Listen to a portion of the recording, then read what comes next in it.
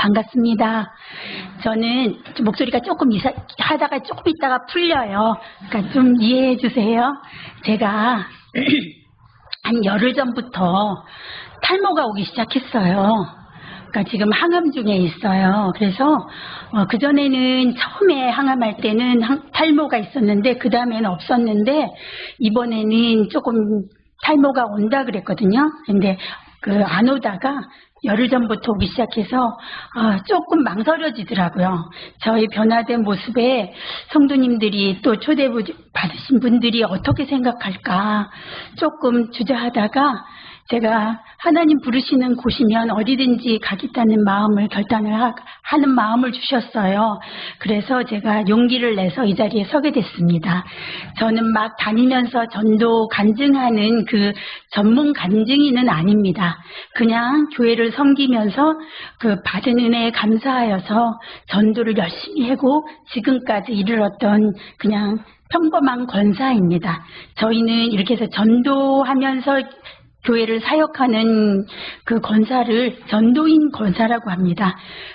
무임으로 하고 하나님이 베푸신 은혜로 다 섬기고 전도하고 또한 교구에 있는 식구들 전도하고자 하는 마음이 있는 식구들을 끌어내서 같이 함께 전도하는 그러한 역할을 했었습니다. 제가 이렇게 되기까지는 정말 제가 어떤 사람인지 조금 설명을 해드려야지 이해가 되실 거예요. 그래서 제가 자라나온 유년 시절, 그 시절 가정 환경 이런 얘기를 먼저 드리도록 하겠습니다. 저는 아이들 빼고는 다 직분자였던 그런 가정에서 태어났습니다. 저희를 고모를 돌아보거나 삼촌을 돌아보거나 작은 할아버지, 작은 할아버지를 돌아봐도 다 장로님, 권사님들이셨어요. 그 가운데에서 개척을 하는 것을 봤습니다. 저희 큰 집에서 개척을 하는데 복개천에서 텐트 쳐놓고 시작을 했어요. 그럴 때 우리 고모 할머니 전도사님이셨어요. 장로님이었던 또 분이 또 목사님도 되셨고 그분들이 다 친척들이 앉아서 시작을 했어요. 복개천에서.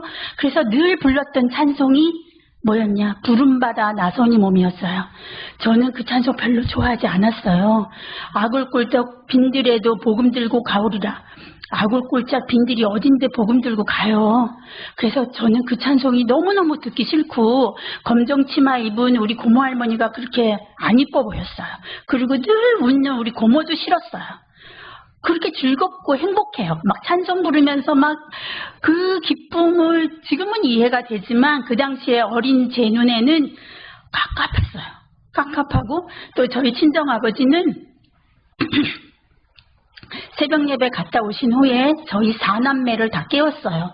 그러면은 짜박짜박짜박 계단 올라오시는 소리가 들리면서 우리는 이제 기분이 별로 안 좋지요. 다 일어나서 그 새벽 예배 이후에 가정 예배가 시작이 되었어요. 그 청소년기에 얼마나 잠이 많이 쏟아질 때예요. 앉아갖고 제일 좋을 때는 기도할 때. 기도할 때는 공식적으로 잘 수 있는 시간이잖아요. 길수록 좋습니다. 막 자고 그리고 성경 돌아가면서 읽는데 진짜 거의 눈은 감다시피 하고 그리고 그 시간이 제가 시집 오기 전날까지 있었습니다. 당일날도 그러고 갔는데 저는 너무너무 싫었어요. 그래서 결혼과 동시에 내가 교회를 안 나갈 거다. 끊을 거다. 우리가 야구르트 끊고 우유 끊고 애들 학원 끊듯이 끊어버릴 거야. 나는 딱 끊을 거야. 그런 마음을 서서히 키워나가기 시작했어요. 그러면서도 저는 주일학교 교사도 하고 성가대도 하고 성가대 앞줄에 앉아갖고 까박까박 졸다가 옛날에는 이렇게 장로님 서가고 마주보고 있었어요. 앞에 딸이 시도 때도 없이 자니까 너무 부끄러우셔서 너 성가대에서 이제 그만 내려와라 할 정도로 제가 그 자리에서 자고 그런데 성가대도 하고 교사도 하고 넘이 보면 다 모범생이에요. 근데 제 안에는 말씀이 들어갈수록 죄의식이 쌓이기 시작했어요. 이렇게 하면 안 된다는 내 속에는 거짓된 게 많아. 나는 내가 이렇게 하고 있어. 그러니 하나님의 사랑에서 점점 멀어져 가는 거예요. 제가 스스로. 어머 나는 이거 아닌데. 그리고 내 안에는 세상이 좋고 그리고 친구가 좋고. 그런데 주일날 가면은 아침부터 저녁 예배까지 있다가 와야 돼요. 제가 살던 데가 그 당시에는 이태원이라고 그 대성교회에 있는 거기가 제3터널 바로 앞이었어요. 거기서 터널 한 정거장만 가면 명동이 있고 종로가 있었어요. 그래서 11시 예배 이렇게 딱 드리고 성가 연습 끝나고 나면 저는 종로나 명동으로 가서 열심히 놀았어요. 그러다가 오후 예배, 저녁 예배 드릴 때쯤 되면 딱 와서 아무렇지도 않냐. 예배를 드리고 집에를 같이 가족하고 같이 가고 그게 반복이 되면서 제 안에는 여기까지 차오른 거예요. 나는 결혼과 동시에 그때는 왜 그랬냐면은 아버지가 무서웠어요.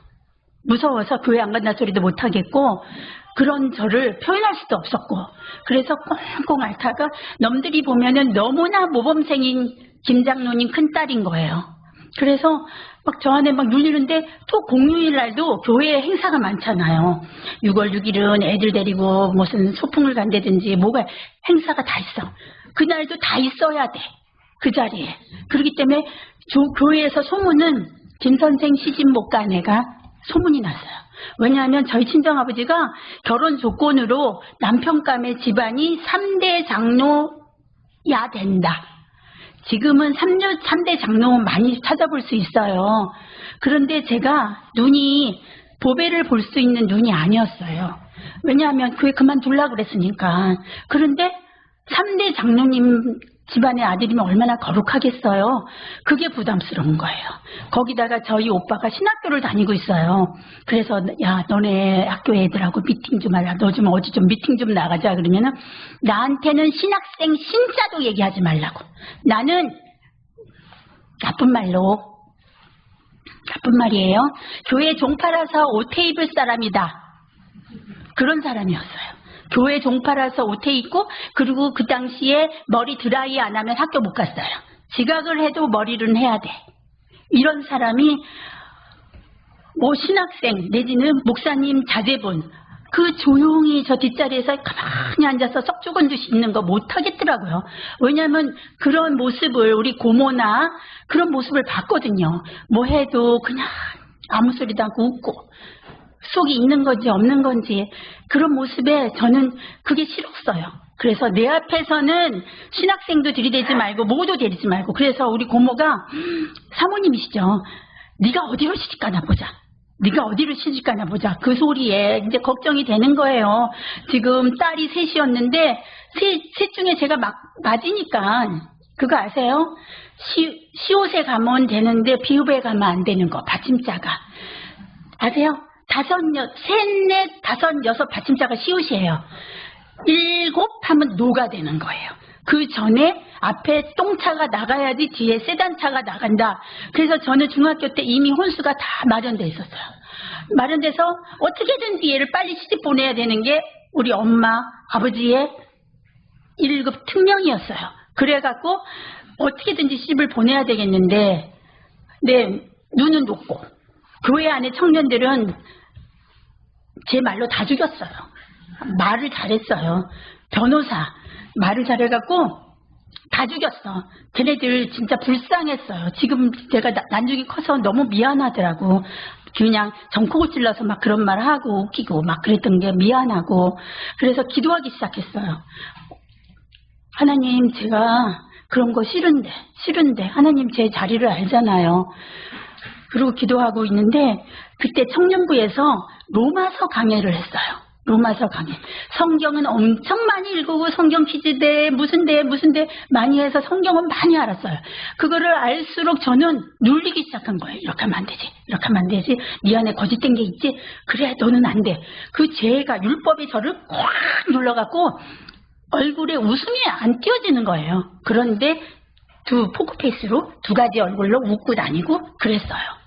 그랬는데 한날 성경 말씀을 강해를 듣는데 이제 삐 문소리가 나요. 그러면 그거는 무슨 소리냐?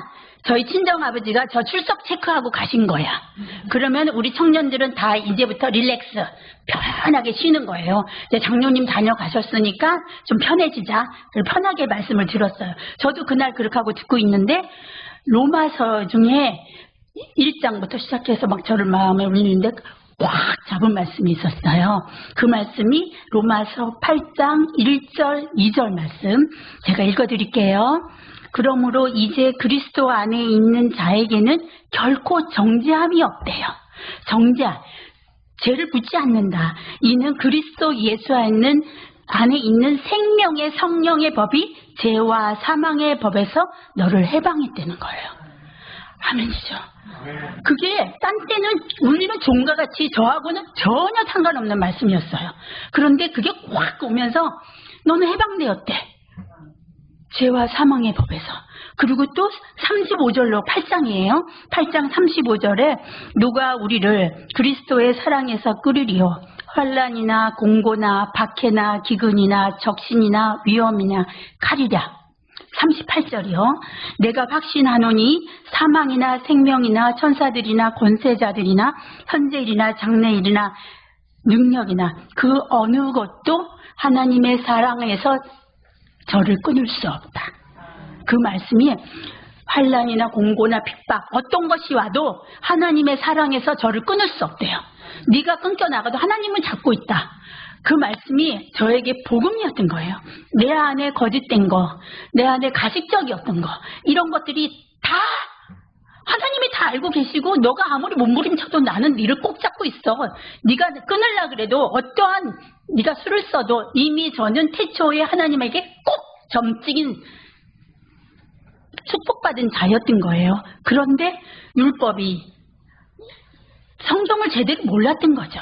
예수님께서 왜 오셨는지 그거에서 율법에서 자유케 하시고 사랑으로 하나 되게 하시기 위해서 오셨는데 저는 그 율법 안에 계속 잡혀서 십계명에 나는 뭐가 걸리고 뭐가 걸리고 나는 이렇게 해서 내 마음속에는 이런 마음이 있었고 정죄하고 있었던 거예요. 그런데 그 어떤 것도 하나님 그리스도 안에 있는 하나님의 사랑에서 끊을 수 없다는 거예요.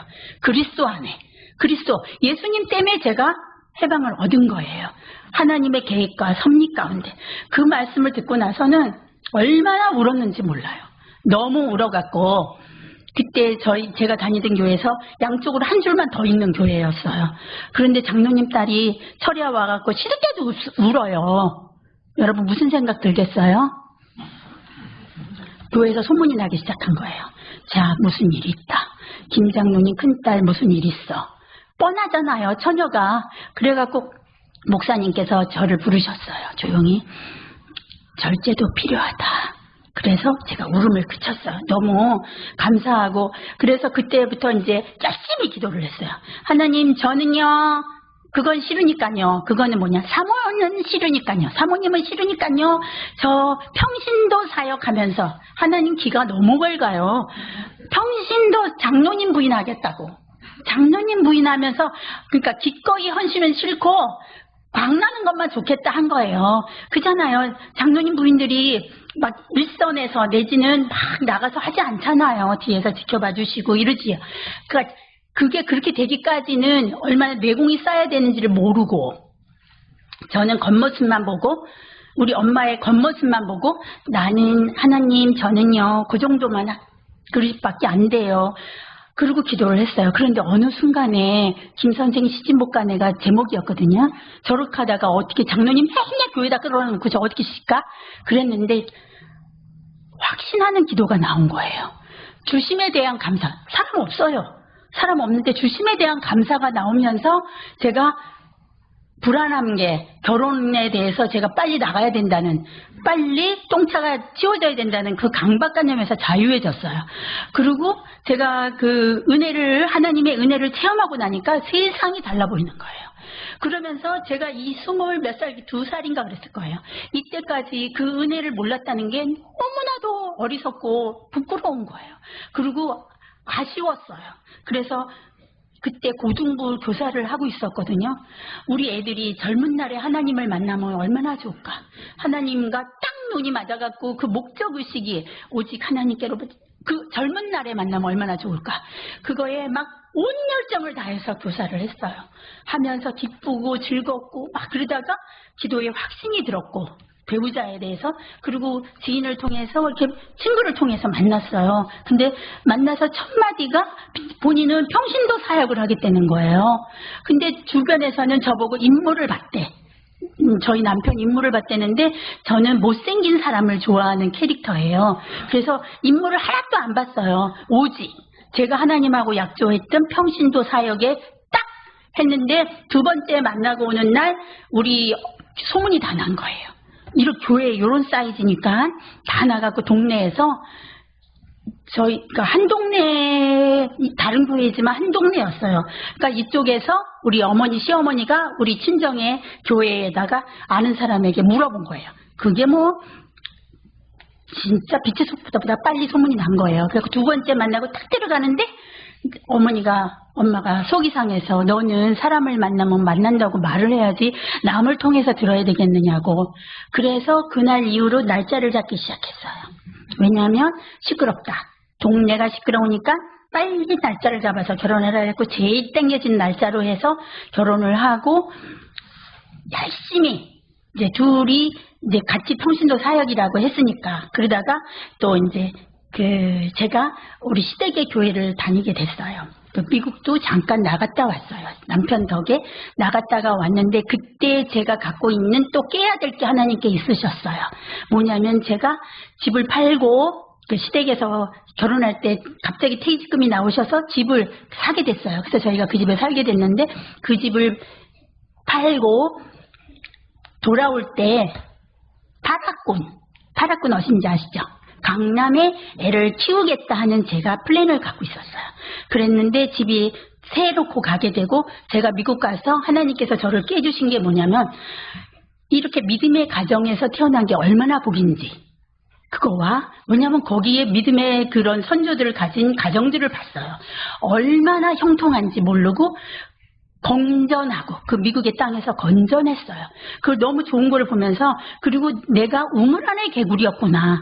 세상에 이렇게 넓고 위에서 보면 아무것도 아닌데 그 파라군의 목을 메고 했던 게 바보 같은 거예요. 그래서 한적한 데로 가자 했는데 마침 이제 우리 남편도 돌아오는 날 새벽 4시까지 일하다가 돌아왔어요. 미국에서 돌아올 때 그래서 좀 쉬고 싶어서 시흥이라는 데를 선택을 한 거예요. 시흥을 선택을 하고 시흥에서 어머니가 다니는 이태원에 있는 교회로 저희가 다녔어요. 다니는데 가끔 이제 저희 오빠와 오빠 친구들이 지나가다가 들리면은 너가 시어머니가 오케이 하면 요 앞에 있는 저 교회가 참 건강한 교회야. 그게 지금 다 제가 섬기는 교회인 거예요. 거기를 가 그랬어요. 그랬는데 저희 어머니가 놔주셔야지 가잖아요. 저희 어머니 조금 힘드신 분이었거든요. 마음이 아프신 분이었어요. 힘드신 분들의 속에는 상처가 있어요. 겉으로 보는 거는 표장하기 위해서 그렇게 세게 나가는 거죠. 센 사람일수록 마음에 상처가 있어요. 그래갖고 어머니가 많이 아프신 분이었어요. 그래서 저는 시댁에 가서 예배를 드리는데 잠옷실이라고 있는데 잠옷실은 방송이 안 나와요. 방송이 안 나오고 애만 볼 수 있어요. 그래서 저희 조카와 저희 아이들 둘이를 데리고 2년간 예배를 드렸어요. 예배를 드리는데 하나도 안 들리는 예배. 눈물이 나는 거예요. 그래서 제가 수술을 해갖고 그때 가벼운 수술을 해갖고 교회를 서울로 못 갔을 때 이제 그 앞에 있는 지금 사랑스러운 교회를 가게 되고 그리고 또 구역 예배를 거기서 드렸어요. 그런데 이제 교회가 이태원에 있는 교회가 2년을 그렇게 제가 가서 효도잔치 한 거죠. 그리고 저녁 먹고 내려오는 게 저의 일과였어요. 그런데 교회가 조금 시끄러워졌어요. 그러면서 어머니가 너가 가끔 구역 예배 드린다는데 가라. 아범을 데리고 가라 그런 거예요. 이거는요 기적인 거예요. 기적. 그래서 어머니의 후광을 뒤에 얻고 제가 교회를 옮기게 됐는데 저희 남편의 결정이 중요한 거라 다 돌아보고 결정하라 그래서 돌아봤는데 이만한 교회가 없거든요. 그래서 결정을 하고 그날로 등록한 날로 시작해서 바로 주일학교 부장으로 가고 저는 중두부 교사로 가고 성가대 다 들어가고 이렇게 하면서 했는데 알고 보니까 저도 새 가족이잖아요. 그날 처음 온 사람. 그런데 제 옆에 있는 사람도 새 가족이야. 다 그냥 5분의 1 빼고 다 새 가족이니까 서로가 서먹서먹한 거예요. 근데 지금 곡수교회는 어떤지 모르겠지만요. 새 가족 같지 않으세요. 근데 다 따뜻해. 제가 굉장히 평안해요, 지금. 따뜻한. 근데 너무 생뚱맞아. 다 낱날이 날쌀같이. 그러니까 다 새 가족인 거예요. 이주에서. 그래갖고 거기서 봉사를 시작하게 됐어요. 막 즐겁게 이제 평신도 사역하기로 했으니까 신나게 거기서 했어요. 신나게 저 나름대로. 그런데 제 성격이 조금 얼굴에서 느껴지잖아요. 엄한 훈련을 받아서 정확하게 해야 돼요. 엄한 훈련을 받아서 뭐 빠지는 건 절대로 안 되고. 그래서 그날 이제 11월쯤 됐어요. 11월쯤 됐는데 등이 이렇게 바닥에 불을 안 떼면 약간 차가울 때잖아요. 그래서 이렇게 산에, 교회 근처 산에 큰 돌을, 길가에 있는 큰 돌을 길 가로 이렇게 빼는 운동을 한다고 하는데, 그때도 제가 갔어요. 갔는데 너무 힘든 거예요. 저한테는 그 돌아오는 건 용납이 안 되는 거거든요. 제가 그런 성격이에요. 뭐 골마 터져 죽어도 해야 돼. 그래갖고 돌아올 수밖에 없었어요. 너무 힘이 들어서 붓고. 그래서 등을 대고 있는데 여기가 가렵더라고요. 오른쪽 쪽이가, 사타구니 쪽이가. 그래서 이렇게 겨드랑이 쪽이가. 그래서 이렇게 긁다 보니까 딱 서리태 진눈이 콩만한 게 딱 만져지는데, 우리 염증 있는 거면 뽀드락지나 이런 거를 막 꼭꼭 찌르면 아프잖아요. 안 아파. 그리고 여기가 이렇게 피하고 이렇게 미끄러지는 듯이 그렇더라고요. 그래서 딱 예감을 했어요. 아, 이건 병원을 가야 되겠구나. 그냥 토요일이라서 월요일날 병원을 갔어요. 그 자리에서 초음파에서 첫 번에 묻는 게 가족력이에요. 가족력 있어요? 하면서 나이가 몇이에요? 제가 그때 40대 초였어요. 가족력 있어요? 나이가 몇이에요? 모양이 안 이뻐요? 그 자리에서 조직검사 하자 그러고 암인 것 같다고. 왜냐면 젊으니까 그걸 잘 받아들일 거라고 생각했나 봐요. 다 얘기해주고 그 자리에서 조직검사 들어가고 다 했어요. 결과가 금요일날 나오기로 했는데 수요일날 나왔어요. 전화가 왔어요. 그거는 암인 거예요. 전화 안 오면은 그 날짜 그냥 병원에 가서 결과 듣는 건데 암인 거예요. 그래서 수술 날짜 잡으라고. 그래서 그 병원에서 안 잡고, 저는 코딱지 튀는 정도로 우리 식구들은 다 그렇게 생각했어요. 그 이유 중에 하나가 제 주변에 유방암으로 생존해 있는 분들이 너무 많았어요. 그리고 제가 조그맣고 해서 그냥 뭐 뛰고 나면 되겠지, 이 정도로 생각했어요. 그리고 또 믿음이 있었으니까 죽음에 대해서 두렵지 않은 마음도 있어서요. 그런데 결과가 나왔는데 예상외로 그 코딱지만한 게 겨드랑이 너무 가까이 있어서 림프절에서 하나가 발견됐어요. 하나가 발견됐는데 16개인가 그럴 거예요. 거기까지는 다 병기가 한 기가 올라가요. 1기가 아니라 2기로. 그래서 항암이 엄청 세게 들어갔어요. 4차와 4차가 서로 다른 약이 들어갔는데 1차에서 4차까지는 이제 구토와, 지금부터 10년 전 얘기니까 구토와, 지금은 많이 약이 좋아졌어요. 구토와 막 이런 게 동반되면서 머리는 여기 정구지 뭔지 아시죠? 정구지, 부추. 비 오는 날 촉촉해, 농사 짓는 분들이 다 아실 거예요. 저도 요즘 농사 짓고 있거든요. 촉촉히 젖으면 딱 움켜잡으면 그냥 빠지죠. 그런 식으로 머리가 전체가 뭐 송송, 지금처럼 송송 빠지는 게 아니라 확 잡으면 그냥 다 나간 거예요. 그 충격이요, 어마무시한 거예요. 저 드라이 꼭 하고 다니는 사람이라 그랬잖아요.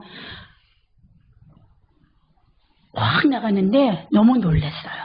그리고 이 두 발은 얼굴을 살려주는 역할을 하잖아요. 그런데 이 머리도 없어. 얼마나 제가 쓸데없는 거에 목숨을 걸고 살았는지 그때부터 알게 되는 거예요. 그리고 수술하고 숨 쉬는데 가스가 들어갔잖아요. 마취야 하는데 이 숨 쉬는 것도 내 맘대로 되는 게 아니었더라고요. 이 숨 쉬는 거, 걷는 거, 소변 보는 거, 새 아침을 맞이하는 거 당연히 하는 거라고 생각했던 것들, 너무나 당연하고 이건 나한테 주어지는 거야 했던 게 하나님의 은혜임을, 이게 주어지는 게 아니라 내게 하나님께서 주신 거, 그거에 대한 개념으로 제가 바뀌기 시작했어요. 눈물이 얼마나 나는지. 이 눈썹 있잖아요. 이 눈썹이 왜 필요한지 아세요? 여름에 땀 나잖아요. 땀 나면 이렇게 내려오면 이거 없으면 눈으로 들어가요. 그러면 막 눈이 따끔따끔하고, 또 이것도 하나도 없었어요. 이 속눈썹 이거 없으면 바람이 불면은요 먼지가 들어가서 눈을 뜰 수가 없어요. 그래서 선글라스를 껴야 되고, 이런 여기에 있는 솜털은 하나 없어요. 하나. 그러니까 이렇게 하면 엄청 보드라와요. 다 제껴졌으니까. 그러면서 그 작은 거, 손톱 하나, 모든 거 하나에 대한 소중함, 그것을 하나님께서 저에게 일깨워 주셨어요. 그냥 거저되는 거, 나의 나된 것이 하나님의 은혜가 아니라 거저되는 줄 알았어요. 그러면서 기도를 하기 시작했는데, 그때 걱정이 된 게 딱 두 가지, 크게 보면 두 가지예요. 첫 번째, 딱 아픈데 지금 여기 여태까지 막 봉사하고 기쁘게 했거든요. 했는데 아팠어. 이제 난 천국을 가는구나. 왜냐하면 암은 죽음이라고 이렇게 직결을 시키잖아요. 죽음에 대해서 안 생각해 보지 않아요. 이제 나는 천국을 갈 준비를 하는구나. 근데 막막한 거예요. 천국 가갖고 하나님 앞에 쓰잖아요. 그러면 너 뭐 하다 왔니? 그러면은 할 말이 없는 거예요. 왜냐하면 제가 저희 친정에서 저를 시집 보내려고 꽃꽂이도 가르쳤어요. 어떻게든지 현모양 처모양으로 만들어갖고 시집을 보내려고 꽃꽂이도 가르쳐서 제가 강단에 꽃꽂이도 했어요. 그래서 수고한다, 잘한다, 교사하면서 열정을 가지고 했어요. 하면서 잘한다 소리도 다 들었어요.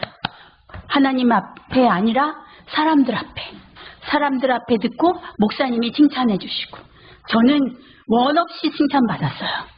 그거에 대한 갈급함이 없어요. 너무 많이 칭찬을 받았는데 하나님 앞에 가면은 너 밑에서 땅에서 다 받고 왔는데 너 뭐 하고 왔니? 진정으로 물어보면 너는 사람 보는 앞에서 했지 않아? 제가 그게 딱 생각이 난 거예요. 그러면서 어떡하지? 하나님 앞에.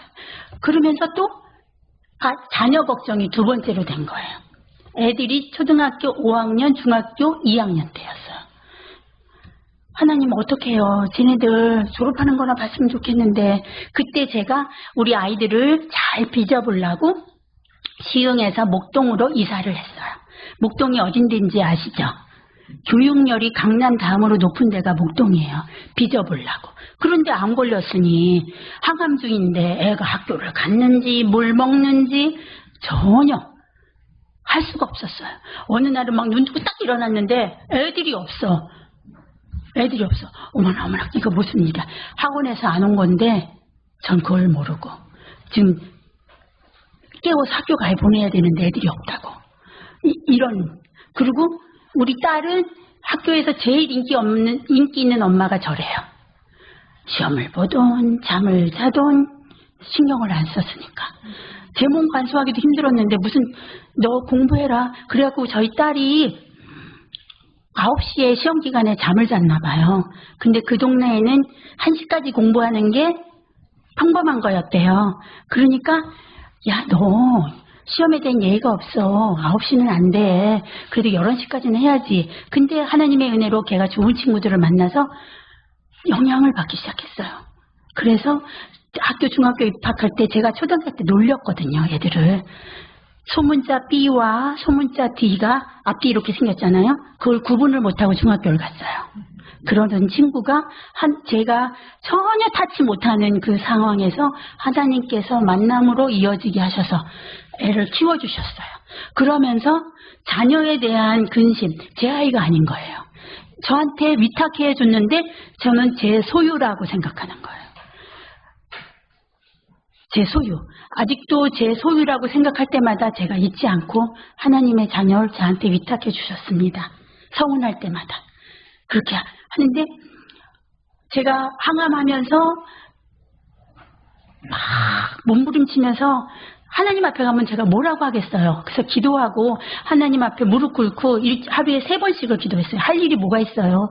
빨래 할 일이 있어요? 뭐가 있어요? 그 전에 제가 좋아했던 게 뭐냐면 빨랫줄에 막 삶아서 빨래 널고 팔락팔락 거리는 거 그거 엄청 좋아했어요. 쓸고 닦고. 그런데 쓸어봤자 그 다음날 먼지 쌓이는 거를 또 닦고 그거에 목숨 걸고 그러면서 봉사하고 주의 일 하느냐고 얼마나 바빴겠어요. 밤에 잠 안 잤어요. 2시, 3시까지도 하얀 의자를 닦고 지금도 애들한테 미안한 게 하얀 소파에 애들 앉아놓고 때묻히지 말라 그러고 그랬어요. 그랬는데 그거 아무 소용없는 부질없는 것들에 제가 시간을 들이고 이제 시간이 남잖아요. 하는 일이 하루에 3번 성경 읽고 기도하고 다니엘 기도를 했어요. 그런데 이제 철야 예배 때 기도를 하는데 무슨 음성이 들려왔냐면 제 마음속에 어떤 음성을 주셨냐면 내 은혜가 네게 족하다. 그런데 그게 부인할 수가 없었어요. 제가 가진 게 너무 많았어요. 하나님이 베푸신 은혜가 너무 많아서요. 이것도 족하다. 맞습니다. 하고 있는데 기도 끝나고 옆에 보는데 옆에 책이 한 권이 있는 거예요. 책이 한 권이 뭐냐면 세왕 이야기. 다윗, 사울, 압살롬. 이 얘기예요. 그런데 거기서 포커스는 다윗에게 맞춰져 있었어요. 그래서 다윗은 어떻게 하나님에게 기쁨을 얻는 자가 됐는가 막 찾았어요. 그는 모든 거를 실수했어도 하나님께 회개하고 하나님께 여쭈었어요. 하나님 생각은 어떻습니까? 하나님 이럴 때는 어떻습니까? 하고 매번 여쭈었던 사람이에요. 그래서 저도 그걸 따라하기 시작했어요. 하나님 제가 이럴 때는 어떻게 하면 좋겠습니까? 하나님 저에게 이런 시간을 주시는 게 어떤 이유입니까? 하나님 뜻을 간구하기 시작했어요. 그 세왕 이야기 젊으신 분들 시간 나시면 꼭 읽어보세요. 제가 3번 읽었어요. 읽고 감동받아서 또 읽고 얼마나 울었는지 몰라요. 그러면서 무릎 꿇고 막 기도를 했어요. 기도를 하는데 어느 날 부활절이 됐어요. 부활절이 돼갖고 암 환자들이 나와서 특송을 하래요. 오늘 성가대 있잖아요. 와 너무 은혜로웠어요. 저는 이렇게 파워 넘치는 성가대는 근래에 못 들어봤어요.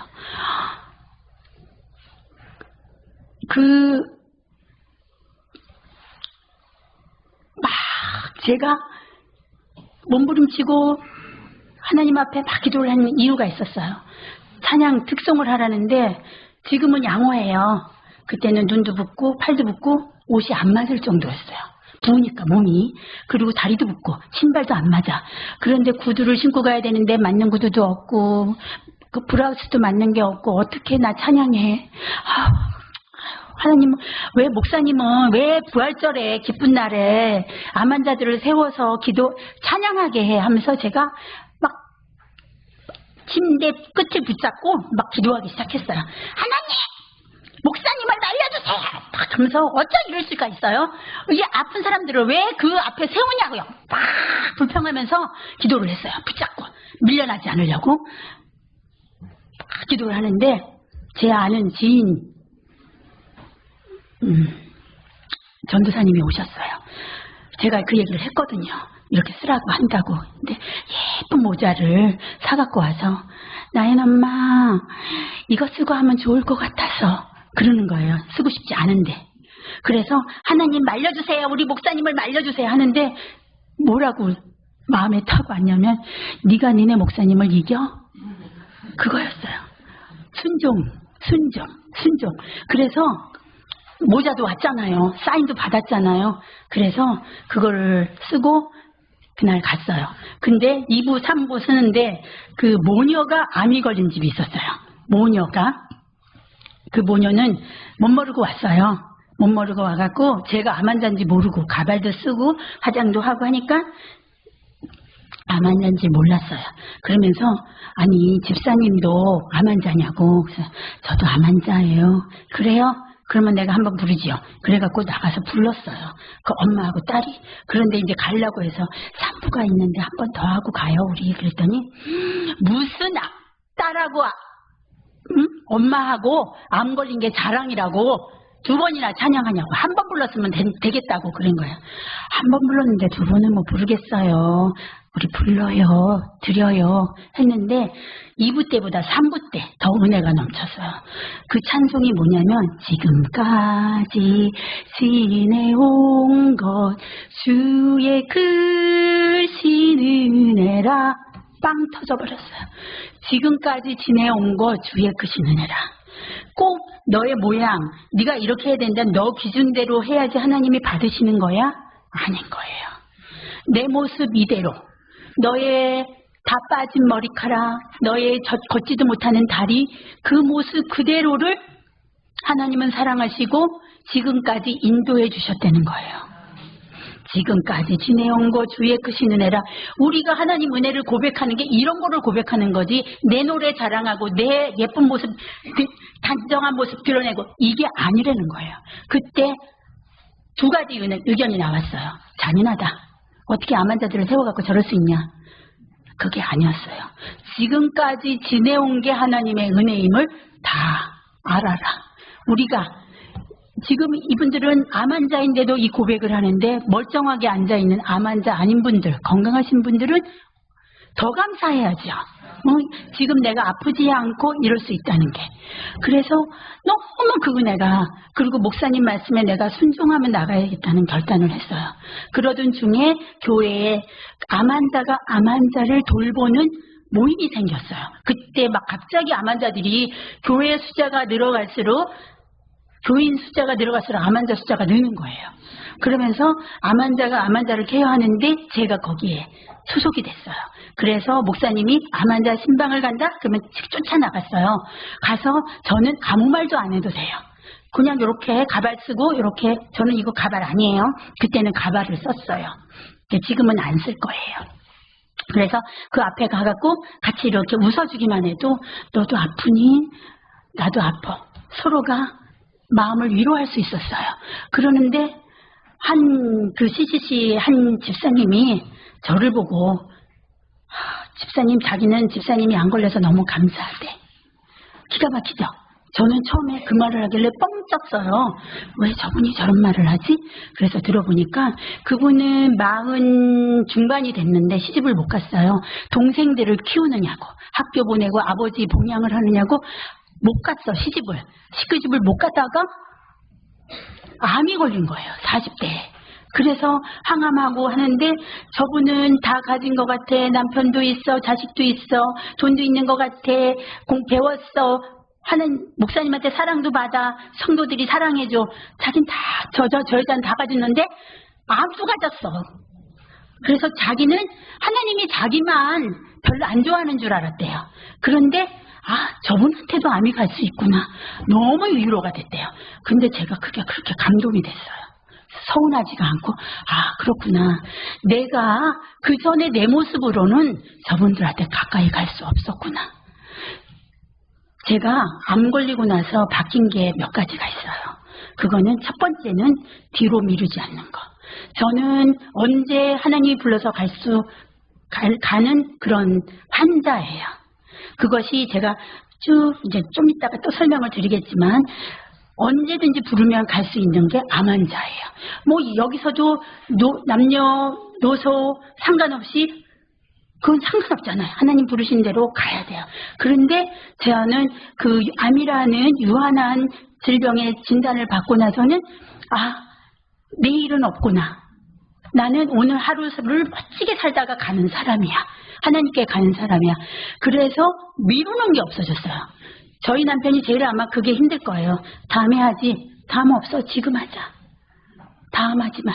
그리고 두 번째는 미루지 않는 거. 두 번째는 또 뭐가 있었냐면요. 사람을 가렸어요, 제가. 깊이 묵상하다 보니까 제가 좋아하는 류들이 있더라고요. 그리고 전도를 하거나 누구를 만나도 저 사람은 안 돼. 저거 싸가지 없어. 제 인상 너무 센 거 보니까 지금은 안 돼. 하면서 제가 커트 했던 부분들. 그리고 제가 기준으로 제 기준이에요. 그리고 신앙생활도 하나님 어려서부터 신앙생활을 했기 때문에 하나님이 절대적으로 힘을 주신다는 거 알아요. 하는데 어떤 때? 내가 필요할 때.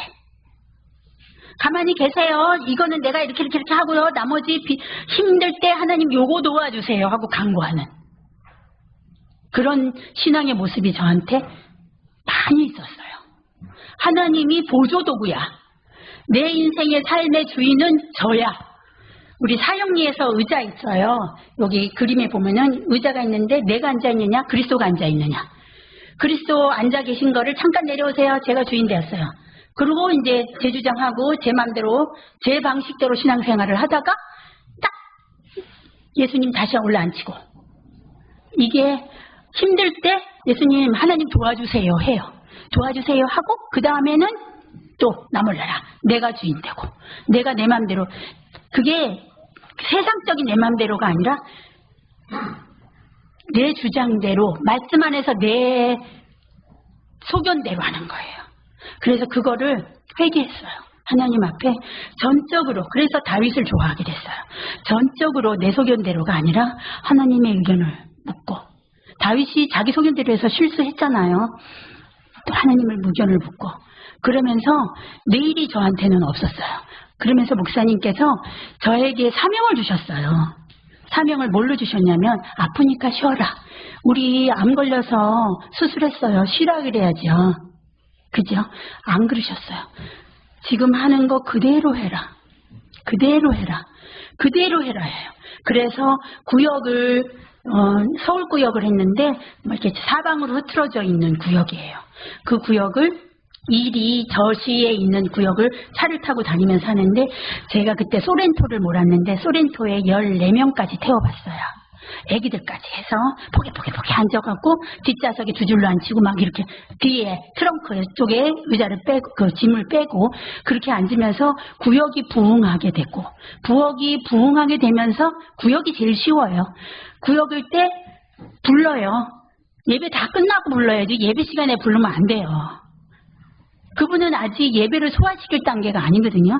그러면은 불러서 먹여요. 이거 맛있는 거 먹어. 생각나서 불렀어. 자연스럽게. 그러다 보니까 몇 번 얻어먹잖아요.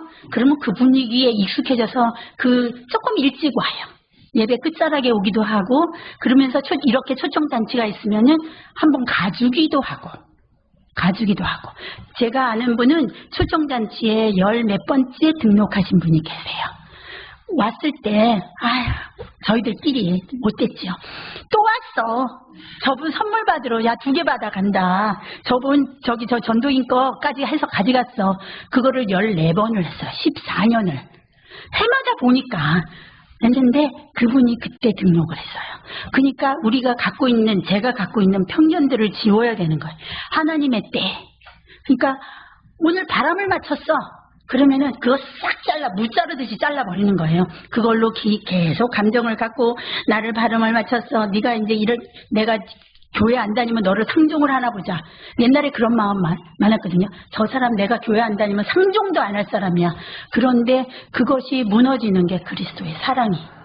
나 같은 사람도 하나님께서 용납하시고 그리스도의 사랑 안에서 하나님의 사랑 안에서 뛰어날 수 없다고 하는데, 내가 뭔데?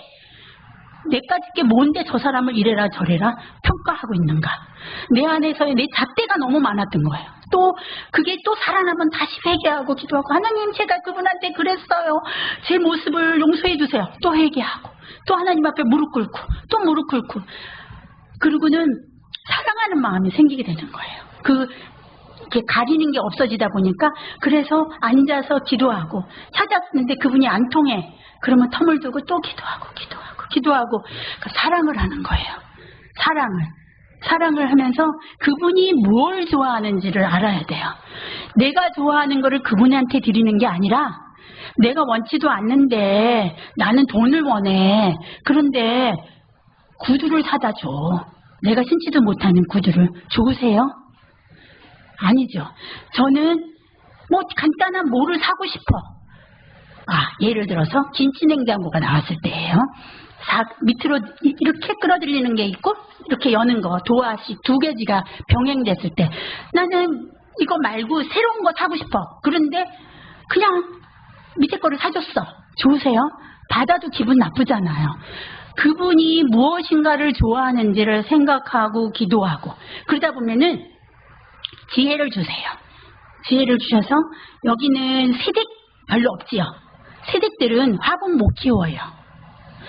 자기 애기 키우기도 바쁜데 화분 키우면 다 죽여요.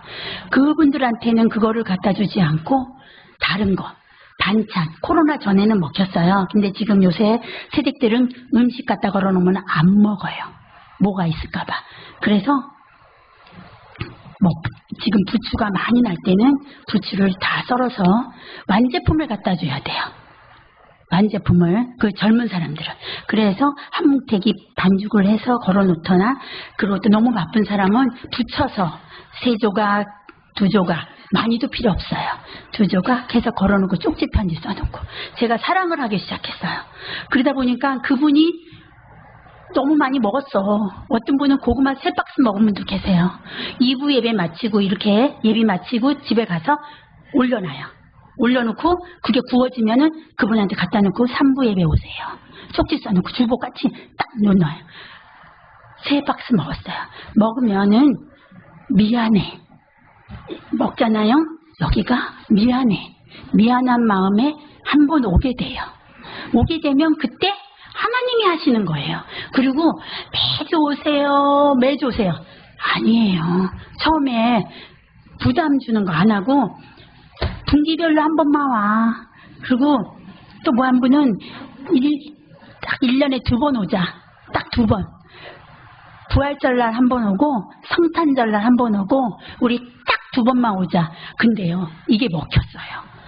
딱 부활절날 오신 분이 그 평안한 분위기가 좋았어. 뭔지는 몰라. 그분은 평안한 마음이 좋았대요.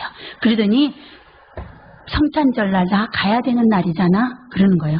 그 사이에는 간간히 인사를 해주고 그때 제가 했던 게 적었어요. 그때 간증 왔던 어느 권사님이 적으면 된다고 하더라고요. 그래서 저도 따라서 그분을 만난 일지를 썼어요. 첫 번째 만났을 때 뭐 주고 무슨 대화를 했고 준 거를 또 주면은 영혼 없어요. 관심이 없구나. 지난번에 받았는데요. 이 소리 들으면 안 되고 내가 너를 특별히 사랑해. 그 사랑하는 마음을 갖기 위해서 기도하고 그러면 하나님께서 그 영혼의 그 마음을 헤아리게 해주시더라고요. 그러면 또 찾아가고 어떤 데는 한 예를 조금 제가 전도한 얘기 하나 드릴게요. 그분이 저희 교구에 있는 집사님의 어머니세요. 그런데 이 딸이 엄마 주소를 안 가르쳐줘요. 근데 어느 아파트 산다는 얘기는 알려주더라고요. 그래서 위에서부터 아래까지 탔어요. 쭉 타갖고 찾았어. 그런데 제가 올 거를 알았는지 소금을 준비했다가 저를 손을 팍 던지더라고요. 그거는 그걸로 끝이야. 쫙 잘라요. 다시 저분은 처음 보는 사람처럼 괜히 그 마음을 계속 갖고 있으면 저만 손해예요. 쫙 자르고 다시 몇 번의 시도를 하다가 단호박이 나올 때였어요. 단호박에다가 밤 집어넣고 죽 끓이면 맛있는 거 아시죠? 이분이 위암 수술한 분이에요. 그래서 그걸 끓여갖고 예민한 찬압에 많이도 말고 예민한 찬압에 딱 넣어서 걸어놓고 나와버렸어요.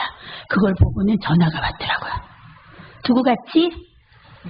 하면서 그래서 마음이 열리고 그랬는데 장례가 일어났어요. 그 집 남편이 갑자기 돌아가셨어요. 남편분이 돌아가셨는데 숨겼어. 자기 예수 믿었다는 얘기도 숨기고 다 숨겼어요. 그랬는데 예배를 위로 예배를 드리고 나가는데 목사님께 꼭지가 되고 우리 양반이 무슨 찬송을 좋아했는데 그러셨어요. 그래서 다시 목사님이 뒤로 돌아서 들어가서 다시 예배를 드렸어요. 그 찬송 내 영혼이 그 찬송을 부르는데 어메 고모들이 다 나와서 그 찬송을 하네. 그래갖고 그것이 장례가 계기가 돼갖고 다 등록을 하고 권사님이 돼갖고 천국을 가셨어요. 제가 전도하는데 재미가 드는 거예요. 그 영혼이 바람 맞췄을 때는 발걸음이 조금 떨쩍떨쩍해요. 그런데 그 영혼이 왔을 때는 엉덩이가 실룩실룩거리면서 그날은 아주 한 달은 가요. 행복해. 그러면서 하나님은 오늘은 이분이었는데 다음 주는 어느 분이세요? 한 주에 그 한 분 했다가 끝나지 않고 그 다음은 누구세요? 하나님 누굴까요? 하면서 수첩을 또 뒤지고 그러다 보면은 제가 놓쳤던 부분들이 있으면 또 찾아가고 그러면서 전도를 하기 시작했어요. 그러니까 너무너무 재미난 거예요. 그러는 가운데 우리 예수 잘 믿고 기쁨으로 봉사하고 그랬으면 아프지 않아야 되죠. 그렇죠? 그런데 하나님께서 저에게 몇 차례의 수술을 더 주셨어요. 그런데 제 마음은 일도 요동치가 않는 거예요. 그것 때문에 내 마음이 낙담되거나 위축되거나 전혀 그렇지 않은 거예요. 이거는 하나님이 저를 붙잡고 계시기 때문에 이럴 수 있지 제 자아 갖고는 이럴 수가 없어요. 왜냐하면 불현듯 우울한 마음이 들어요. 그럴 때마다 하나님이 찬양을 들을 때, 찬양을 부를 때, 말씀을 들을 때 싹 사라지게 해주세요. 제가 세 번째 그럴 때 하나님께서 자꾸 사람을 붙여주시는 거예요. 나는 이렇게 두건 쓰고 눈썹도 하나도 없는데 우울증 여자분을 붙여주셨어요. 그분은 제가 이렇게 빠진 것도 안 느껴질 정도로 우울했어요. 그랬는데 그분이 같이 일주일에 한 번씩 만나서 얘기를 하고 들어주고 그러다가 구역예배에 들어오게 됐어요. 그러니까 제가 그 항암하면서도 구역예배를 4군데를 드렸어요. 근데 그 드릴 때마다 그 샤워하고 난 느낌, 그 시원한 하나님의 은혜가 너무너무 좋은 거예요. 그래서 또 봉사를 하고, 그리고 거기에 구역장을 세워놓고 나오고, 그리고 그 자매를 구역예배 했다가 구역예배에서 김장대가 된 거예요. 그런데 그분이 의성인가가 고향인데 김치가 30포기가 올라왔어요. 큰일 났지, 세대기. 그런데 구역 식구가 달려들어서 그 김장을 다 해줬어요. 그걸 보고 남편이 감동을 받아서 교회를 왔어요. 교회를 오고 이 아내의 우울증과 막 그런 것에 변화되는 모습을 보고 친정 식구들이 다 올라왔어요. 그래서 같이 예배를 드리고 고맙다고 감사하다고. 그래서 또 전도가 그를 통해서 또 연결이 돼서 자기는 아직 애기라서 잘 못한대. 그러면 지원 사격 나가서 도와주는 거예요. 끌어주고 가서 같이 교회 안에 들어오게 하고. 근데 2차 때 그랬고 그다음에 3차 때 또 수술을 했는데 그때는 폐였어요. 폐일 때는 조금 더 심하더라고요. 침대에서 한 발을 내려오려고 하는데 안 내려와서. 그리고 죽을 일주일 동안 먹으라 그러는데 왜 그러는지 알았어요. 이 씹는 것도 호흡이 돼야지 씹는 거예요. 저는 전혀 몰랐거든요. 이 숨 쉬는 게 안 되면 이거 못 씹어요. 그래서 죽을 먹으라 그랬던 거고, 계단 그 침대에서 한 발짝 내는데 이것도 숨이 돼야지 나오는 거예요. 그게 안 되는 거예요. 그래서 너무 아파서 이렇구나, 이런 아픔도 있구나. 그런데 그거에 대한 불평이나 이런 게 하나도 안 들었어요. 그 가운데 제가 그거에 대한 약에 대한 후유증으로 막 당뇨, 고혈압, 고지혈이 온대요. 그 다음에 폐렴이래요. 그런데 이 3개가 한 달 안에 2달 후에 다 왔어요. 그래서 하루에 2kg씩 3일이 되니까 3kg가 빠지는데 당뇨 치수를 재면은 느낌표가 나오는 거예요. 측정할 수 없다. 그게 안 잡히는 거예요. 그래서 목사님께 죄송하지만 저 한 달 쉬고 오겠다고. 사실 저희 교회가 굉장히 바쁘게 돌아가는 교회인데 한 달을 그것도 평신도 사역자가 교구를 맡은 사역자가 쉬겠다는 얘기는 그거는 말이 안 되는 거거든요. 그런데 한 달을 쉬었다 와라 해서 제가 제주도를 가게 됐어요. 원래는 양평이나 청평이나 이쪽으로 가려고 그랬어요. 근데 여름에 한 달을 집을 비워주는 집이 없더라고요. 왜냐하면 피크잖아요. 그때 확 받아야 돼. 그래서 한 달은 안 되겠다 해요. 그런데 저는 좀 폭 쉬고 오고 싶어서 고민하는데 아는 지인이 제주도는 한 달 살기가 많아. 그래서 제주도를 가게 됐어요. 그러면서 만나게 된 집이 또 하나님의 그 계획 가운데 있었어요. 5형제가 있는데, 남자 5형제가 있는데 이 막내만 교회를 안 다니고 위에 다 4분은 다 목사님이세요. 이 실족한 집이에요. 쉬고 있는 거죠. 그런데 그 집에서 저 혼자 투숙객이었고, 그리고 비가 많이 왔어요. 비가 많이 오고 그리고 그때 1층을 카페로 바꿔놓은 상황이라 이 며느리가 진짜 200만 원 정도의 화분을 들여놨어요. 그러니 저 죽으면 시어머니한테 혼나잖아요. 쟤 좀 과하다. 그런데 보니까 애도 너무 착해. 그래서 걔를 전도할 생각은 1도 없었어요. 사실. 왜냐면 제가 시로 갔기 때문에 우리 한 집사한테도 나 뭐 했다가 왔 얘기는 하지 말라고 했어요. 근데 가서 계약하고 오더니만 여기 시아버님이 아니 큰아버지가 목회자래 그러는 거예요. 그래서 당신 또 쓸데없는 소리 했구나 그랬어요. 나 여기서 조용히 있을 거야. 몸만 챙기고 갈 거야. 그랬더니 자기는 아무 말도 안 했대요.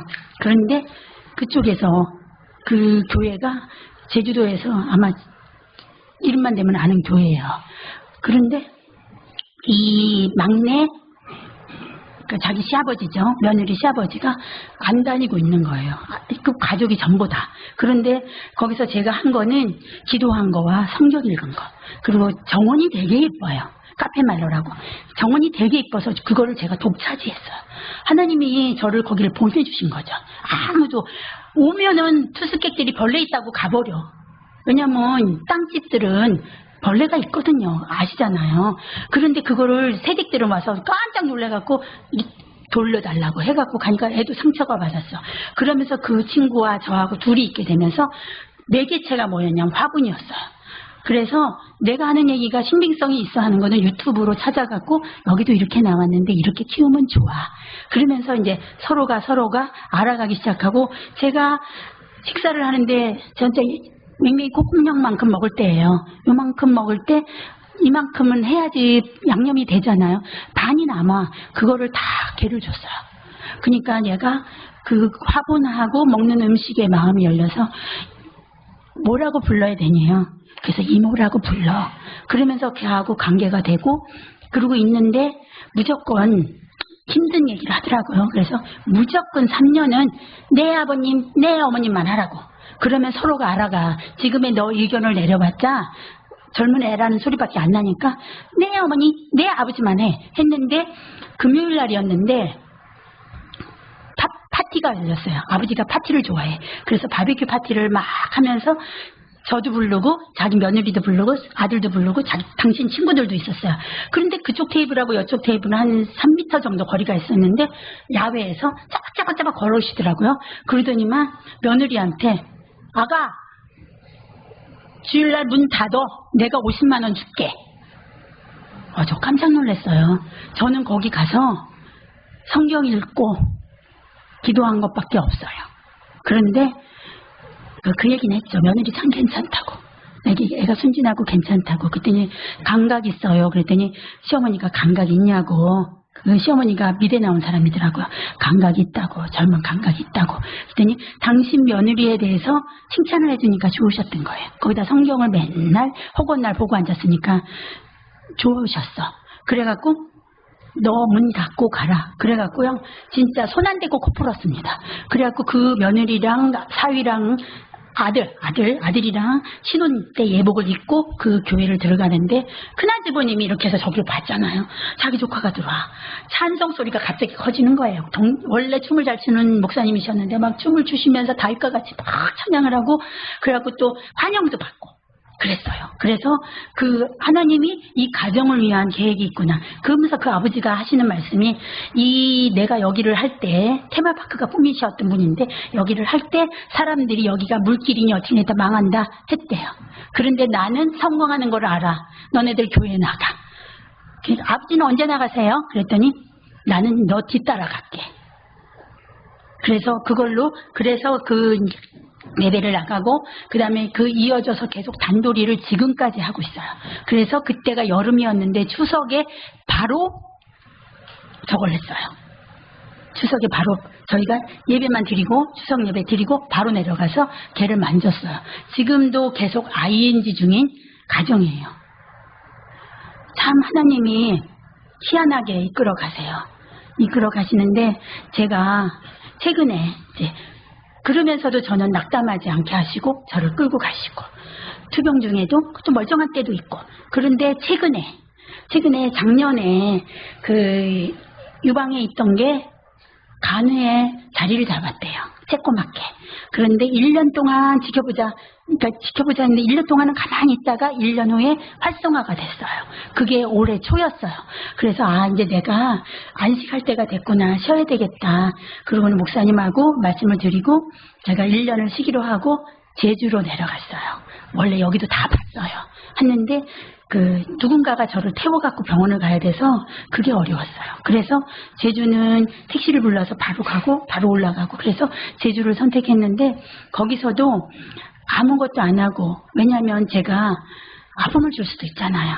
친했다가 갑자기 천국 가게 되면 아픔을 줄 수 있어요. 그래서 안 사귀려고 했어요.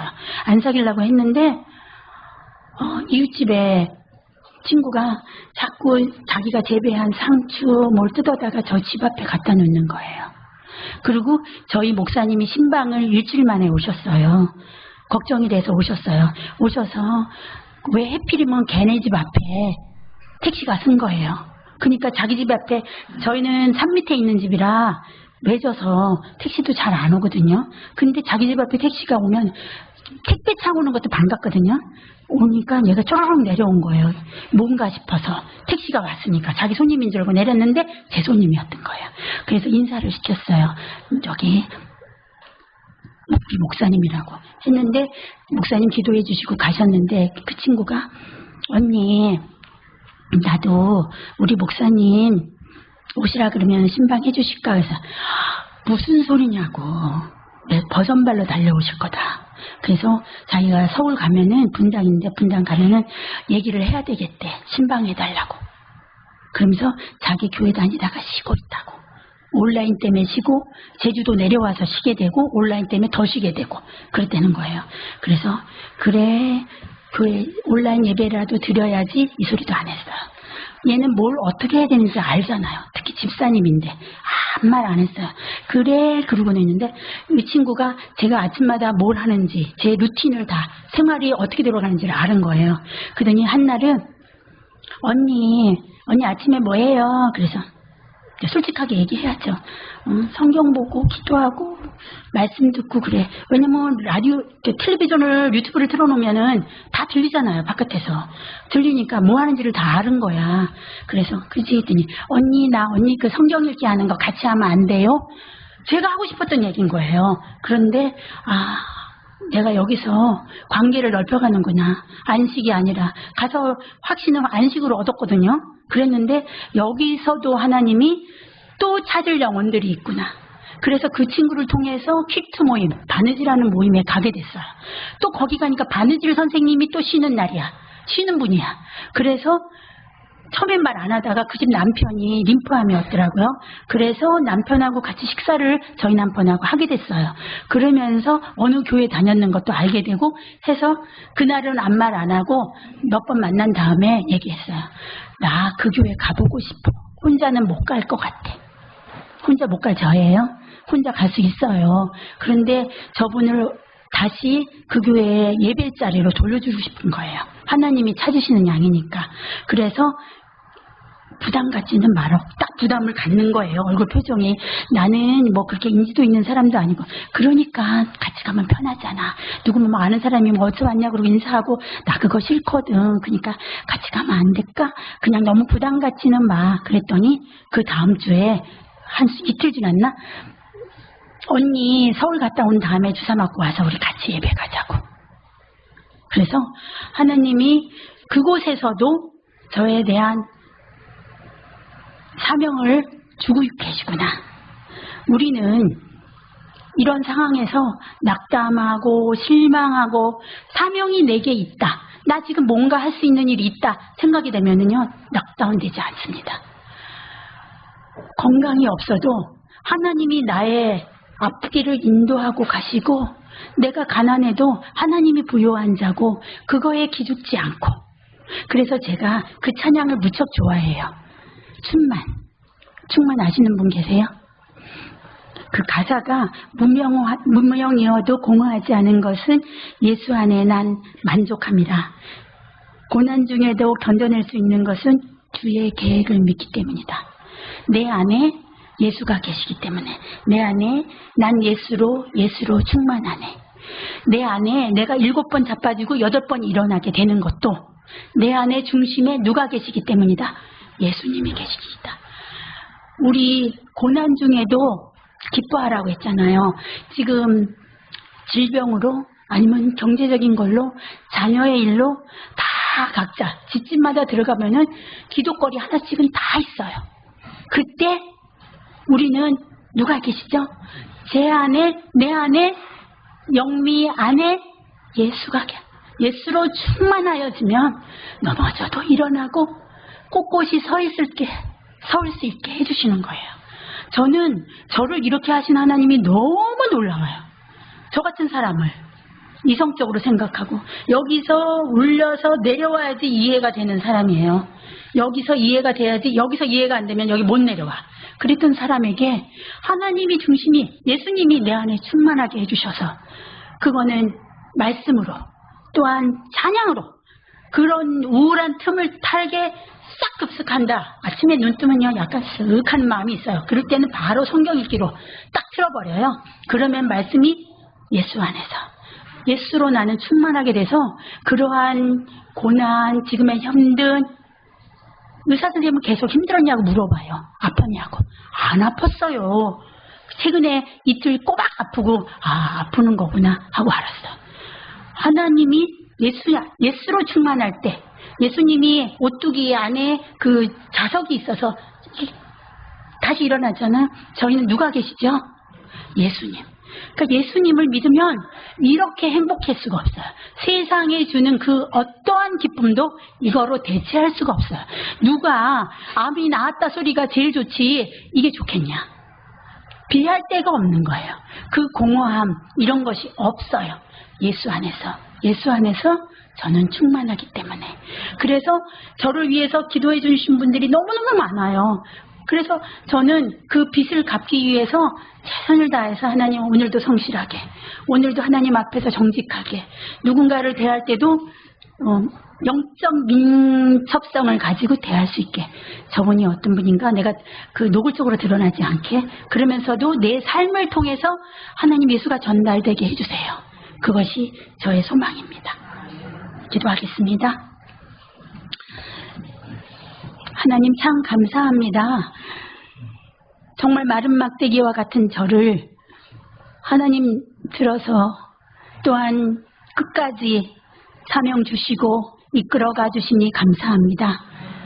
세계에 함께 하신 하나님을 설명하자면 하나님 설명을 다할 수 없습니다.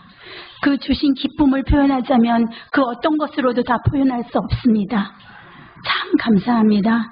하나님 그 은혜를 이 자리에 함께한 모든 성도님과 우리 초대받으신 모든 분이 함께 할 수 있기를 원합니다.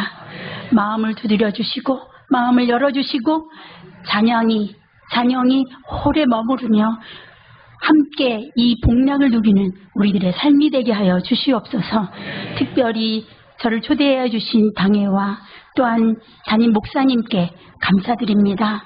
하나님 김은경 목사님 그전보다도 더한 건강을 주시고 영적 힘을 주시고 이 교회가 세대를 이어가며 덕수교회가 더욱 부흥하여 하나님의 기쁨이 되어지는, 또한 믿지 않는 자들에게 좋은 소식을 전하는 교회 되게 하여 주시옵소서.